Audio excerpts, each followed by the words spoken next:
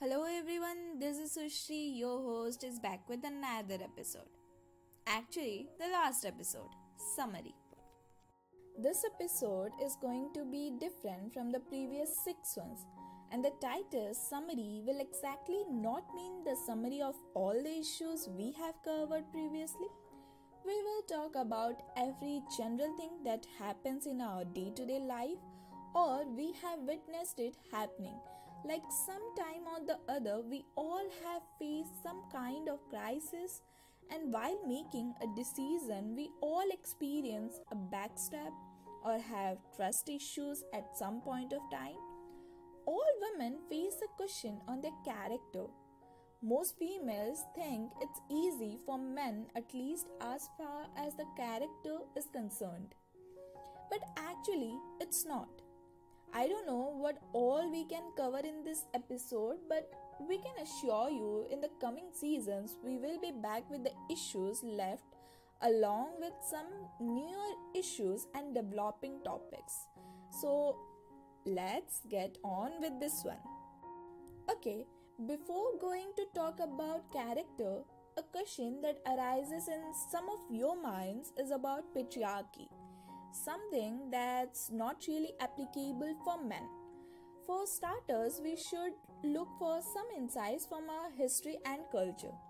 So, we all know about Ramayana and Mahabharata, where we witness various reasons leading up to the war. But there's one glaring similarity between the both, something that led to the killing of Ravan as well as the destruction of Kauravas. Ravan committed the crime of kidnapping Sita, who wasn't just a woman, she was someone else's wife as well. This is why he was killed by Lord Rama. And the explanation in our scriptures says Ravan deserved it because he was against Dharma, and only after his killing could the reign of Dharma begin. The next is Mahabharata, wherein the victim was Draupadi, whose disrobing took place in front of all the so-called Dharmatma, the most learned courtiers and the bravest among the warriors. This caused the war that consumed a whole nation, the likes of which mankind has never seen before. So my question still remains, has anything changed?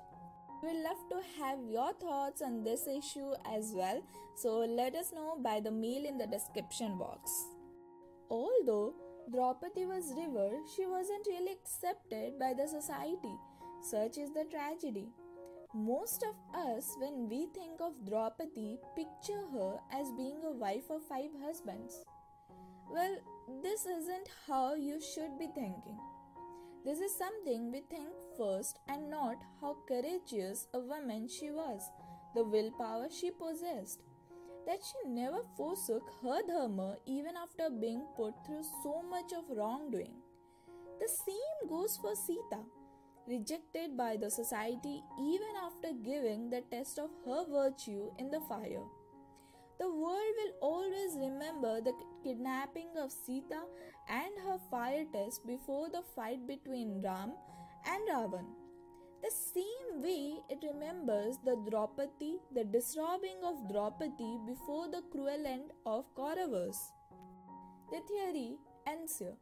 I hope that the message we wanted to send to all would be clear after this. The things we have taken forth from our history and the things we did not bother about purely depends on the people. The cruelty of crime does not just come to an extent in one go. It's a step-by-step process. Then it starts happening again and again, and when not checked initially, then that the cruelty covers all with itself, either as victims or as the master of criminals. This does not choose a gender or power or a section. It includes all. So the crime includes all. If sexual harassment exists for women, then it also exists for men too.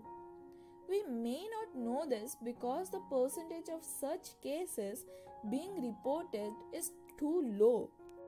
Generally, it isn't something that men like to discuss as well.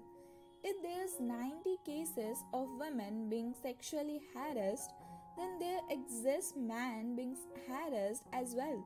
It's not the same, but the cruelty of the crime is.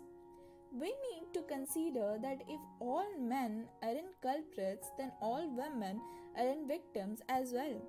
Another truth is that the women are considered as the weaker part of the society, while the men are considered or expected to be physically and mentally strong and essentially be emotionally unbreakable.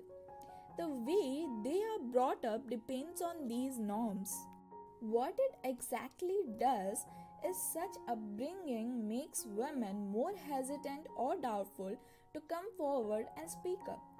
At the same time, it makes a man question his identity as that of a victim. Okay, accepted that the things and the extent of the crime are not the same, but a crime is a crime. A female rape survivor's words explaining what he did to her and how. A female rape survivor's words explaining what he did to her. I was unconscious, weak, lying as a paralytic. I didn't remember when it happened. I became this when it was about to happen or after it happened. They dragged me into a room. It was dark, and then they threw me on the bed like some garbage in the dump yard. First they ripped my clothes, but didn't rape me initially. They toyed with my naked body, all the three of them touching me all over. I wanted to shout for help. I wanted to wake up and protect myself, but I could not move. I was lying like a corpse. I could only cry and whisper to stop. They held my breast in their hands, pinched, pressed, and bit it. And then they turned me around and started raping me. At that time, I felt the pain. Well, all this time I was feeling the pain. But more than that pain, I felt like I was dying. My body was cold. I was freezing. I wanted that ordeal to stop, and the more I wanted, the more he forced it into my body. I had started to bleed at that moment, but he didn't care. All of them did not care. It was all that night. I was still lying naked. They all were wearing the smiles of their manhood. Even after these 8 years, I still remember that night as fresh as I remembered it the day after it happened. It still hurts the same way as it did back at that time. My biggest regret is that I could not help myself at that time. But today I am fighting. I am fighting for justice and them to be arrested and punished. At first I felt weak, ashamed and embarrassed. But the reason I was alive could not be this weakness. Everyone who loved me wanted me to emerge better. And I wanted that for myself too. I needed a reason and I got it. For revenge, I was weak. The pain my body has gone through, my emotions, my heart cracked through. I didn't wanted another girl to go through the same. I thought if I would do this, maybe I can recover. One thing I can say now, the reason doesn't matter. The justice doesn't matter either. The time doesn't matter too. Because rape is something you can never get away with it. I don't think I will ever forget that night or their faces or their smiles, even if they are dead. This feeling will remain till I die. My body will still react the way whenever someone will touch me. It will be the same. For me, moving on was by learning to live with it. Yes, I became stronger after that incident. Speaking up did that for me, but you still have to live with it. There is no walking away because this world will not let you forget. Whenever I look at my body, I still feel those hands.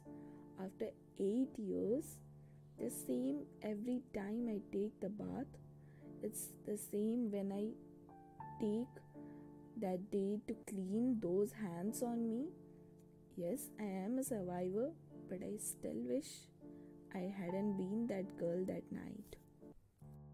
A male rape survivor's story, what he did to him. I was drunk. I don't know this man. He carried me to a hotel room and pulled off my pants and took off my shirt. Started touching me all over. With all my strength, I tried to stop him. The more I tried, the more he forced himself on me. If I tried to stop him, he would beat me and slap me. He tied my hands to the bed, then he rubbed his parts against mine and he put his fingers inside me. That night I felt so weak to not be able to protect myself from this that it turned into my nightmare. I was ashamed to share it with anyone because I was a man, and well, men are supposed to look after themselves, no quarters allowed. I wanted to cry, I wanted justice, and I wanted to move on and forget that day ever happened. It took a lot of time for me, but I never had this courage to file a case. Today I am able to talk about my story just to let the world know. Yes, I am a man who got raped. Yes, I am a victim as well. I was devastated and broken and wanted to cry, but I was only allowed to act strong like a man. Everyone should be free to express. The crime doesn't have a gender, and nor does the criminal. It hurts the same to every victim. Did you see through the words? Feel that pain? Actually, we did not. We can't really feel that. The reason being, the pain is always going to be of that individual. If you have been through the same, you would understand. But it's not really something that everyone can understand. Every individual is different with their own fears and scars. The pain is always going to be different, and don't ever try to assume that you understand that feeling through which the victim is going through, because that hurts them the most. Just try to be with them so that they can approach you, talk to you. What they need is space, time, and healing. You can give them the first two, but you have to make sure of the third one. Healing is important. And why? Okay, so let's choose. Do you want to recover from that trauma, which simply means not forgetting what happened to you, but living with it independently and moving on? Heal physically and the psychological scars remaining. And the second choice being moving on, forgetting about what happened, in other sense not accepting the thing that happened to you and being in total denial. Okay, this is way too much to handle, I guess. Taking a simple example, how do we heal an injury? It's simple, right? We treat it, open it, and look at it, and again look at it, and we don't just cut it out of our body to believe that it's gone, because the pain will not let us forget that wound either. We got the part, I guess. For a victim, healing is the most important thing to live their life, otherwise, it's like being a living corpse. After this stage, only are they called survivors. not just survivors but fighters. Society has a role to play in everything and in everybody's life, I guess. It actually becomes worse for a rape victim starting from stepping outside of your house to the courtroom if you dare to. You won't believe me if I speak about the things that a female rape victim goes through. It is almost the same even for a male rape victim. Not only rape victims but even sexually assault or harassed victims. Then afterwards, difficulties are not exactly the same for both, that's for sure. But again, we don't really know. In other words, of a survivor, I am a man, and yes, I was raped. And when I got strength to file a report, they did not believe me. In their eyes, it was still unreal for a man to be raped by another man. The thing I feared the most very much came real to me. I knew the conviction rate was too low for the female victims, for example, 2 out of the 8 reported cases being convicted. So my chances were already low in that sense. Adding to those views was this nagging through: how manly I am if I cannot even protect myself. One thing is for certain: we are not ready to care about these things because they aren't the part of our daily life. Also, we won't really care, until and unless it has something to do with our loved ones, because we instinctually only protect the one whom we love. That much is obvious. Well, have it your way, let it be. The way this is increasing, it won't take long till it reaches to your home. Well, this isn't my conclusion, it is what the fact says. You may be the one who is sympathetic to the issue, but you also may be the one with the inner mind which I am going to talk about. A girl needs to dress up to cover herself and not to show her body. She needs to have fewer male friends, or better, have no male friends. She needs to maintain a proper distance even while talking to opposite gender. According to our principles, a girl around boys is a slut and a boy around girls is a stud. Also, that if accidentally a girl's bra strap is visible, then she has done it knowingly to show off, but a boy flaunting his low waist jeans is a macho. Like, this is gender based because the victim in such cases is discriminated based upon their gender. But the commentator is not. Heck, even some girls judge other girls like this. There must be some teachings and blood for this. Like, really. It isn't our mistake. Somehow we all are born into it. Somehow we all are collectively responsible for this.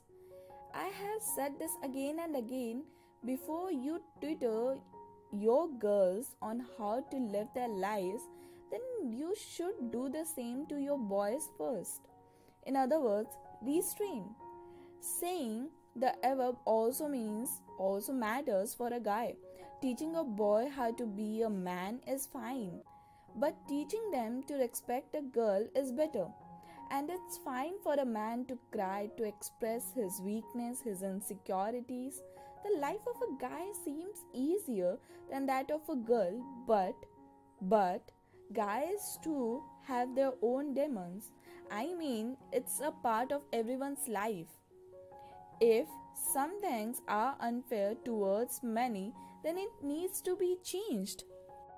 Moving forward, let's recall the previous episodes and what we all have discussed there, and what wrong concepts that have been normalized are: body shaming, the one heated topic among teenagers as well as adults; then female forticide and infanticide. We also discussed about dowry in the marriages in the form of gifts. We talked about human trafficking, misconceptions about feminism, and crime of stalking. talking about one common thing would be difficult because, we have talked about many different topics here, but I'll try. Actually, I think I know it's you. Every issue or situation is about you. In all the episodes, it's been pointed out that every fight begins with you. If you want a thing to be right, then you have to speak and take a stand. There have been many stories about fighters that are inspiring as hell, and what they convey is the courage to take that one final decision. Yes, these topics were female centric, but we have tried with all our hearts to not be biased. Another reason for choosing these topics is these are the issues that destroy a society, a nation, and hence the mankind as a whole. Many major crimes and the victims are mostly females, upon which a crime is done, or they are the victims because they are the perceived weaker half and are deemed easy to be forced. We talked about the details here, but there's a lot left to talk about. We won't stop here, that's for sure. Yes, this is the last episode of this season, but surely we will be back with a lot more to bang the next time. That's all from my side. Thank you all for hearing us out again. We hope that you all will keep supporting us throughout our journey. The first episode of the next season will unfold Asira's motor Sagase and the main cause of the issues we are picking up with our goal and the path we have chosen. Till then, stay tuned to Asira, visit the website for daily updates and for the blogging site. You can find the link in the description box. This would not have been possible without our team who work in the darkness to bring us to the light. Have a nice day. I, Sushri, your host, will take a leave. See ya in the next episode. Till then, stay tuned, stay with us.